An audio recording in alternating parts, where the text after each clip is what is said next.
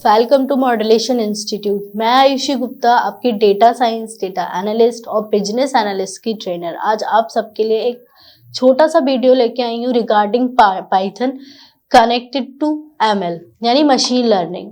ठीक है, यहाँ पे मैं आपको थोड़ी थोड़ी चीजें बताऊंगी पाइथन से रिलेटेड और आपको ये बताऊंगी कि आप इसको मशीन लर्निंग से कैसे रिलेट कर सकते हैं, क्योंकि मशीन लर्निंग पढ़ने के लिए यानी डेटा साइंस करने से पहले सबसे ज्यादा जो इम्पोर्टेंट चीज होती है पाइथन होती है।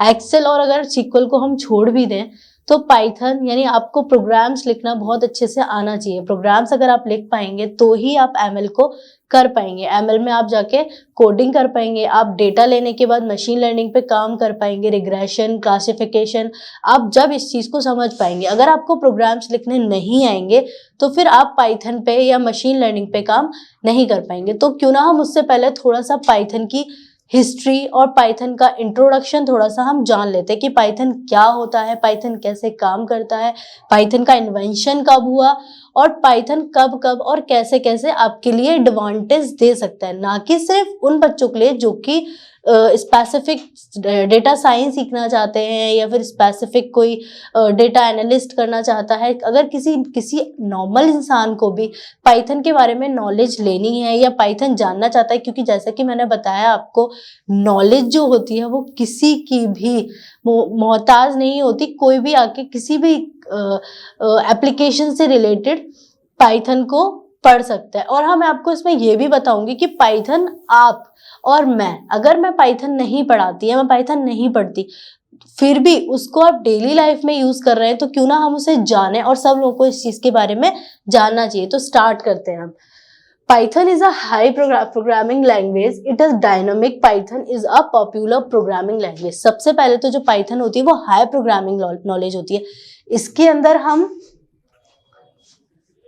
3+2 से लेके प्रोग्राम भी लिख सकते हैं। जैसे कि इसमें आप दे रखा है पॉपुलर प्रोग्रामिंग लैंग्वेज। पाइथन को अगर कोई आपसे पूछता है कि मैम, या आपसे कोई भी आके पूछे, आपका जो भी नाम है, कि प्रोग्रामिंग लैंग्वेज कौन सी है, प्रोग्रामिंग लैंग्वेज पाइथन है, SQL है, जिसके अंदर आप प्रोग्राम्स को लिख सकते हैं। और इसलिए नहीं सिर्फ कि किसी ने कोड बना दिया कि हमारे पास है कि कुछ भी हमने लिखा, डेटाबेस का नाम हमने कुछ भी ले लिया और हमने यहाँ पे आउटपुट लाने के लिए हमने यहाँ पे लिखा, ठीक है, तो हमारा जो आउटपुट आ जाएगा वो आ जाएगा। सिर्फ हम इसलिए नहीं बल्कि कोई इंसान प्लस से लेके माइनस से लेके प्रोग्राम तक इसके अंदर लिख सकता है। इसे प्रोग्रामिंग लैंग्वेज भी बोलते हैं हम, ठीक है। Python is a high programming language. It is a dynamic Python. ये पाइथन को आप जितना डायनामिक कर सकते हो, यानी सिर्फ और सिर्फ किसी ने एक चीज के लिए एक पर्टिकुलर कोड लिख दिया और आप उसको ही रिपीट कर रहे हो, नहीं, आप अपनी समझ से उसको कितना डायनामिक और उसको कितना इजी बना सकते हो वो आपके ऊपर है। आप देखेंगे जिन लोगों को पाइथन के अंदर एक्सपीरियंस हो जाता है बहुत ज्यादा, ठीक है, आई होप आपको ये सब दिख रहा होगा, जिन लोगों को पाइथन के अंदर बहुत ज्यादा एक्सपीरियंस हो जाता है वो लोग इतना डायनामिक कोड लिखते हैं बहुत ज्यादा कि शायद आपको समझ में भी ना आए। एक छोटा सा कोड भी वो इतना डायनामिक तरीके से लिख देते हैं कि आपको समझ नहीं आएगा। तो उससे पहले इतना डायनामिक कोड लिखने के लिए उसमें आपको एक्सपीरियंस चाहिए होगा, उसके लिए आपको पाइथन पता होना चाहिए पहले। फिर पाइथन कैसे काम करता है, किन किन ऑपरेटर्स पे काम करता है, उसके क्या डेटा टाइप्स होते हैं, उन सब के बारे में आपको पहले पता होना चाहिए। उसके बाद आप पाइथन पे काम करेंगे। और सबसे इंटरेस्टिंग चीज ये कि जैसे कि मैंने आपको बताया कि आप जिन लोगों का पाइथन से कोई लेना देना भी नहीं है उसको भी आप डेली लाइफ में पाइथन को यूज करते हैं, किन किन एप्लीकेशन के द्वारा, वो भी मैं आज आपको बताऊंगी। उसके बाद होता है Python is a statics language. हम पाइथन के अंदर स्टैट्स को भी पढ़ते हैं, कौन कौन से हाइपोथेसिस करनी है, कैसी कैसी हमें कि कौन कौन सी टाइप्स की प्रोबेबिलिटी हमें पढ़नी होती है, उन सब चीज़ों के रिगार्डिंग हम उसमें स्टैट्स भी पढ़ते हैं। देखिए पाइथन कितने काम करता है। पाइथन में सिर्फ आप फंक्शंस नहीं लिखते, ऑपरेटर्स नहीं लिखते, कोई स्पेसिफिक वर्ड एक नाम हो गया पाइथन, इसके अंदर भी बहुत सारी चीज़ें होती हैं, ठीक है, उसको नहीं पढ़ते। आप स्टैट्स को भी पढ़ते हैं, मशीन लर्निंग को भी पढ़ते हैं, आप डीप लर्निंग को भी पाइथन के अंदर पढ़ते हैं। तो आप सोच सकते हैं पाइथन कितना डायनामिक है। ठीक है। डायनामिक का मतलब हो गया हम 2+3 से स्टार्ट कर रहे हैं और हम डीप लर्निंग तक जा रहे हैं। तो डेटा साइंस और डीप लर्निंग और डेटा एनालिस्ट और बिजनेस एनालिस्ट को भी पाइथन पढ़ना पड़ेगा, ठीक है। तो प्लीज फोकस दिस, है ना। पाइथन के अंदर हम स्टैट्स को भी पढ़ सकते हैं। और हाँ, अभी हम यहाँ पे पढ़ेंगे नहीं डीप लर्निंग, बट मैंने यहाँ पे डाल दिया है आर्किटेक्चर, न्यूरल नेटवर्क वगैरह की डीप लर्निंग में हम क्या क्या पढ़ते हैं। तो जैसे कि मैंने स्टैट्स को डाला हुआ है, उसी तरीके से Python create neural network, 3 types होते हैं। ये डीप लर्निंग के आपको टॉपिक मैं बता रही हूँ,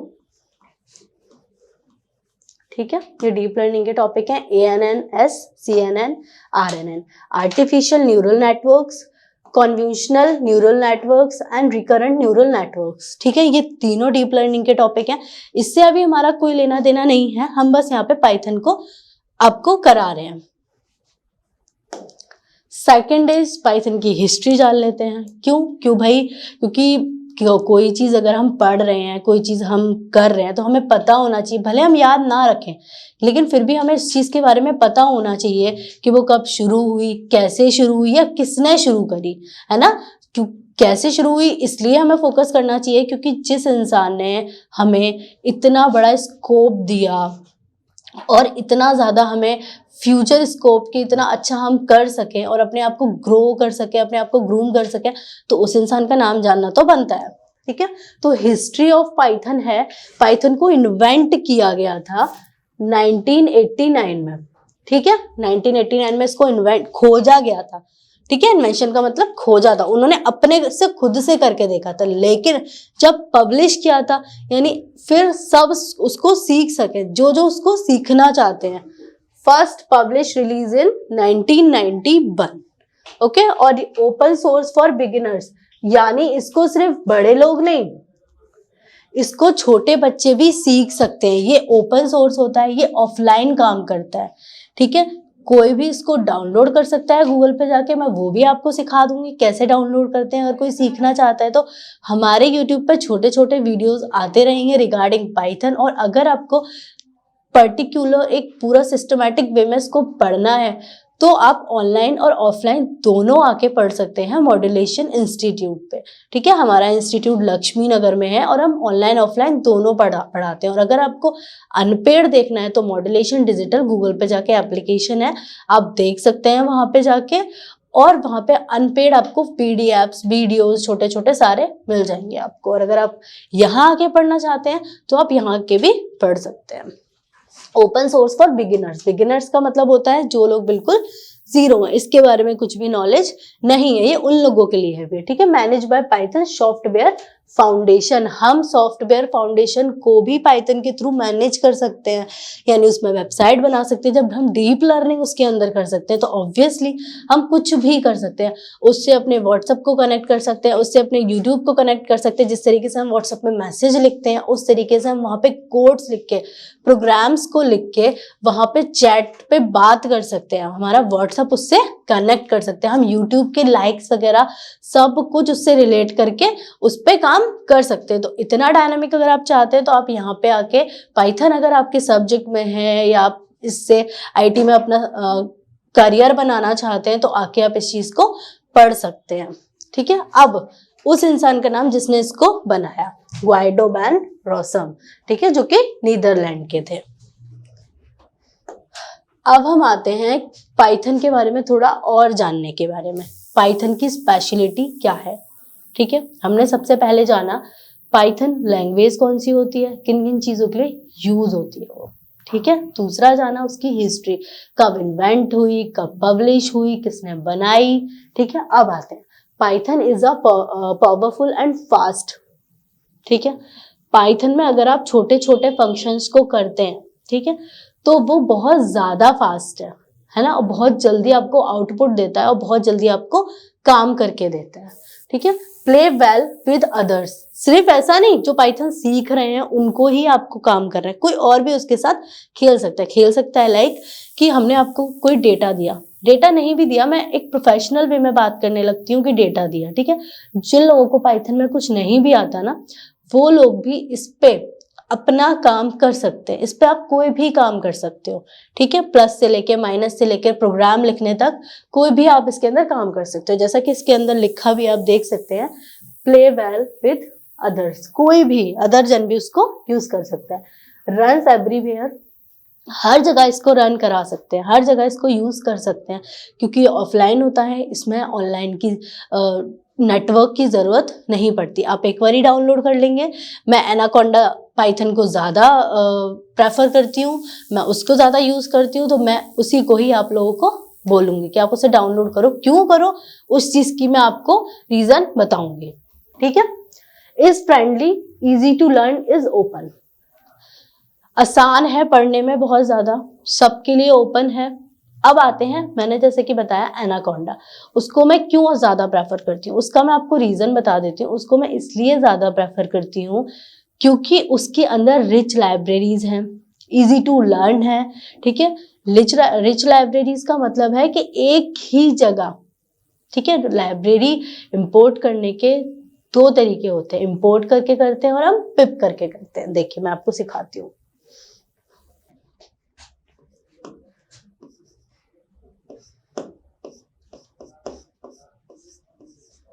इंपोर्ट, यहाँ पे देख सकते हैं आप, लाइब्रेरी का नेम हो गया, ठीक है। अब आता है दूसरा,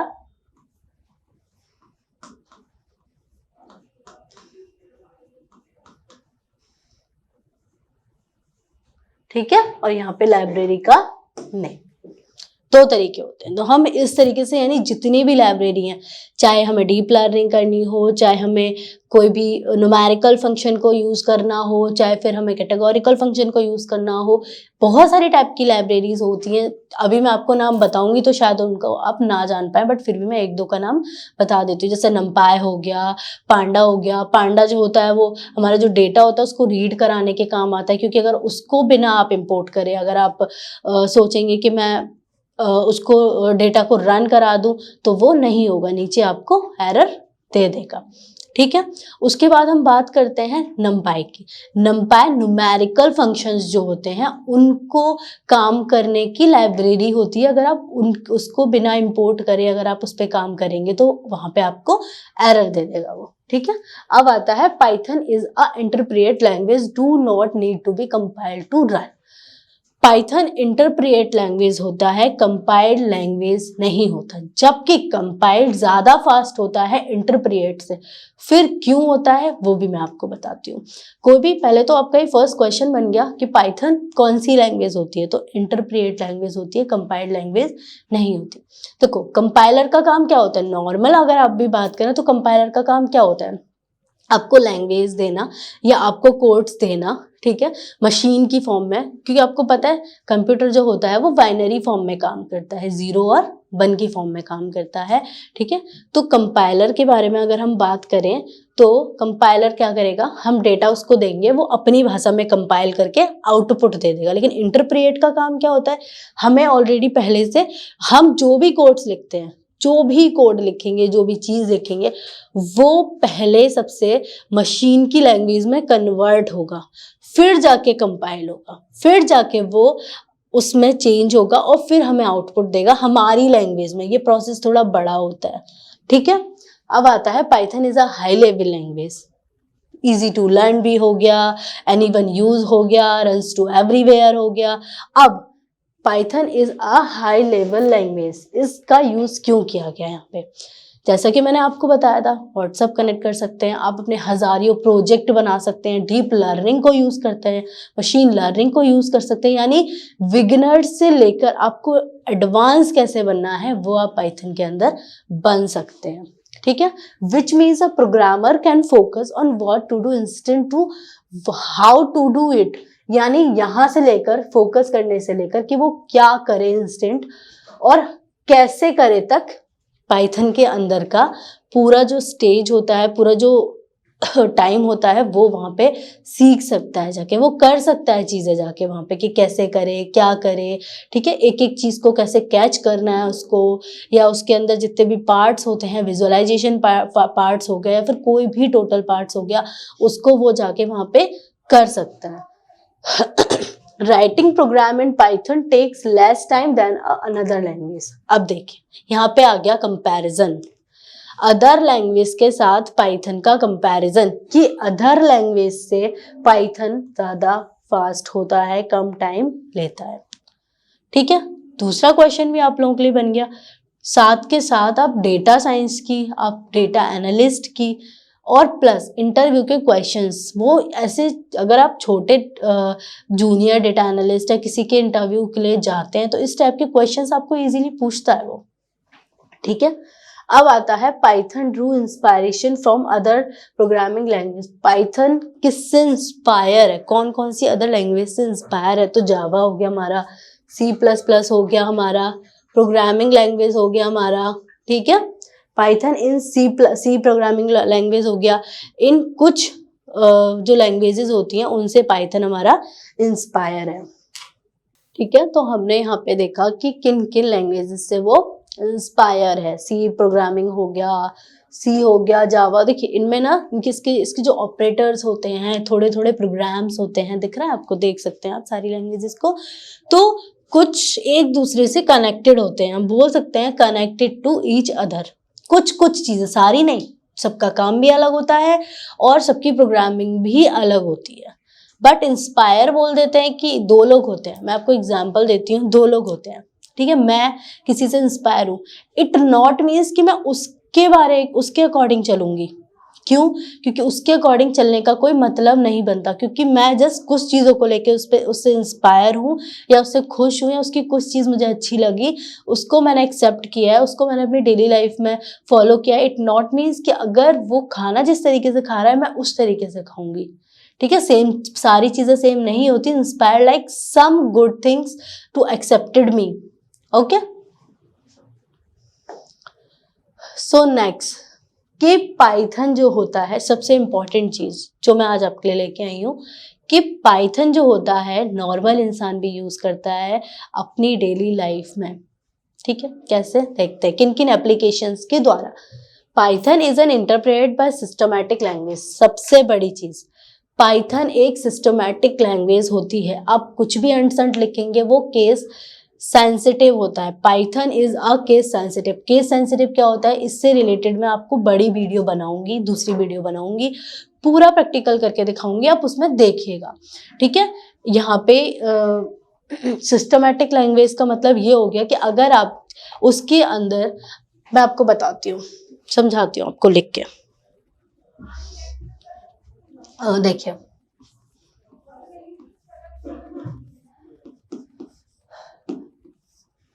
इसका आउटपुट जो आएगा, हम मान लेते हैं, ठीक है, लेट थिंक,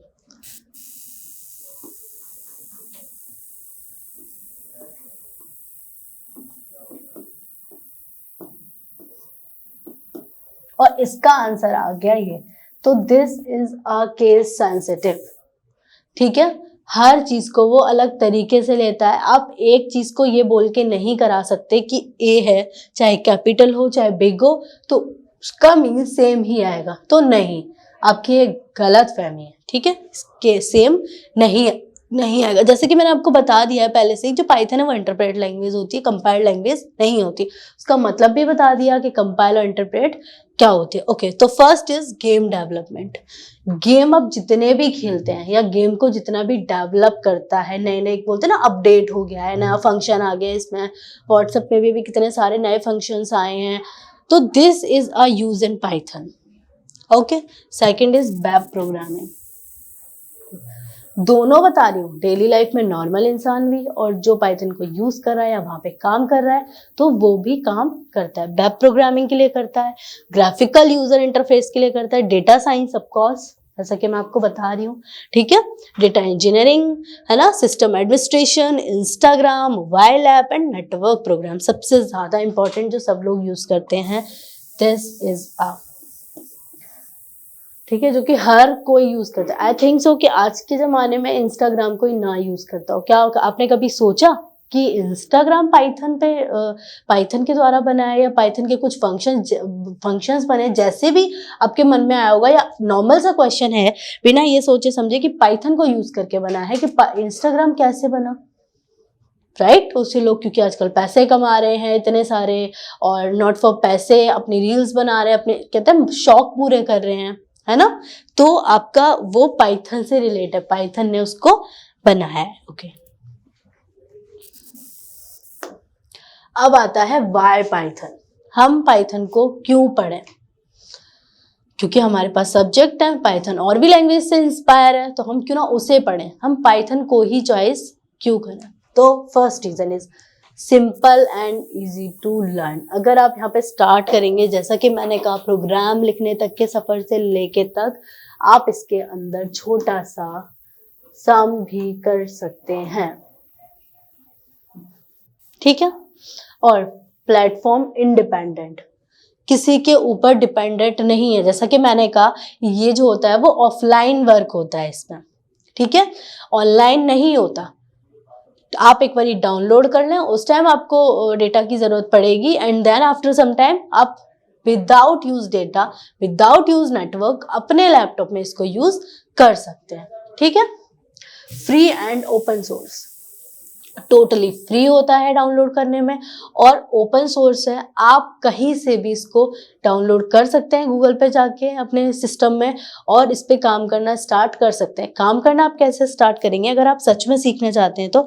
जैसे कि मैंने आपको बताया, मॉड्यूलेशन भी एक आपके लिए प्लेटफॉर्म है जहाँ पे आप आके सीख सकते हैं। आजकल यूट्यूब पे भी बहुत सारी वीडियोज हैं। जिन लोगों के मन में ये वीडियो देखने के बाद इंटरेस्टिंग चीज़ें कि थोड़ा क्या है क्या नहीं है, इंस्टाग्राम को कैसे करते हैं, क्या करते हैं, तो वो लोग अगर खोल के देखेंगे इस चीज़ को, तो वो इस चीज़ को इससे देख सकते हैं, ठीक है, क्योंकि वो ओपन सोर्स है। Interpret by coding by compile.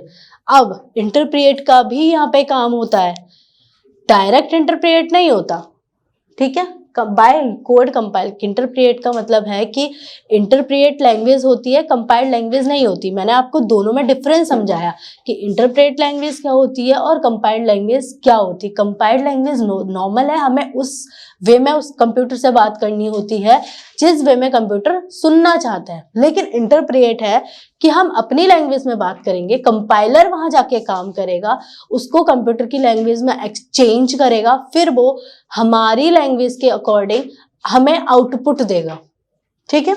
अब आता है रिच लाइब्रेरीज 1 लाख to 40,000।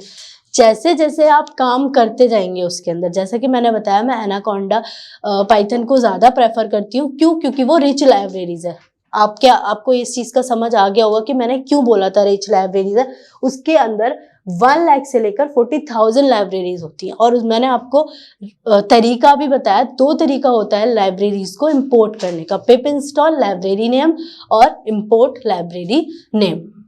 चाहे फिर आप कुछ भी पढ़ते हैं, डेटा साइंस पढ़ते हैं, स्टैट्स पढ़ते हैं, पाइथन पढ़ते हैं, डीप लर्निंग पढ़ते हैं, एमएल पढ़ते हैं, सबका काम आप एक जगह, कोई जो भी काम आपको करना है उससे रिलेटेड जो भी लाइब्रेरी हो, चाहे फिर आप डेटा साइंस में हम बात कर लेते हैं, क्लासिफिकेशन की हो गया, या फिर आप रिग्रेशन की यूज़ कर रहे हैं, ठीक है, तो इसमें बहुत सारे होते हैं।